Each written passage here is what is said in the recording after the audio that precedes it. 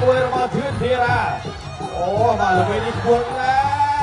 របាទបាត់ជើងអរិយទៅទៀត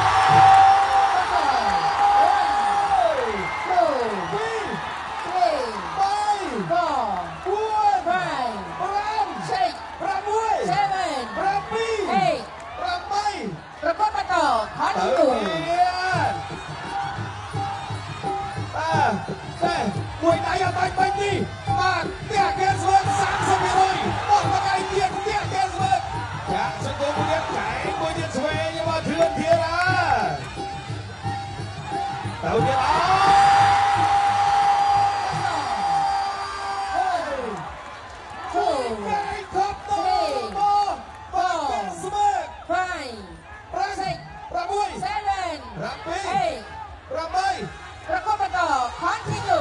ទៅទៀតរាក់មួយចូលបាយឆ្វេងចាក់ជង្គង់មកមកធៀវបាទកាយ